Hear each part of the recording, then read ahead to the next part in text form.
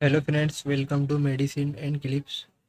तो आज का रिव्यू होने वाला है एस्कोडेक्स एलएस जूनियर सायरप के बारे में। तो वीडियो स्टार्ट करने से पहले जाके चैनल को सब्सक्राइब करें और बेल आइकन को प्रेस करें ताकि आपको न्यू वीडियो की नोटिफिकेशन मिलती रहे। तो चलो वीडियो स्टार्ट करते हैं।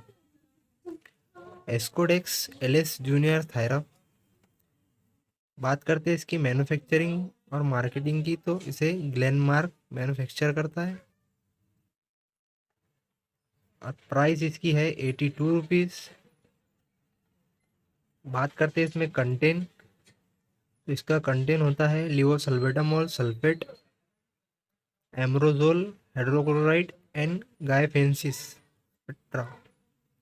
बात करते हैं लिवोसल्बेटामोल किस समस्याओं में यूज होता है। तो ज़्यादातर लिवोसल्बेटामोल सांस लेने में दिक्कत, सांस, छाती का फूलना, छाती में पेन, इन समस्याओं में ज़्यादातर लिवोसल्बेटामोल का यूज होता है।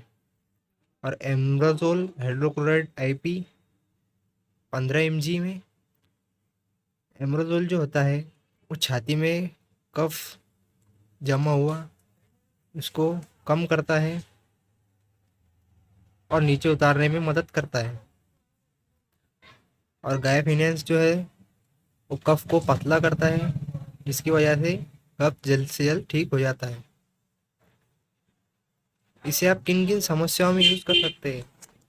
इसे आप सर्दी हो, बिल्ली खांसी, छाती में कफ, जमा हुआ कफ, इसको निकालने में बहुत मदद करता है। बात करते हैं इसको कैसे कैसे देना है। 1 से 1.5 या 2 साल के बच्चे को इसको आपको 2.5 ml देना है और 5 या 6 साल के बच्चे को 5-5 ml दिन में 2 बार देना है। बात करते हैं इसकी साइड इफ़ेक्ट की। तो इसके ज़्यादातर साइड इफ़ेक्ट वोमिटिंग, जी मचलाना, दस्त, ये इसके साइड इफ़ेक्ट देखे गए हैं। तो इसे अपने डॉक्टर की सलाह से ही लें।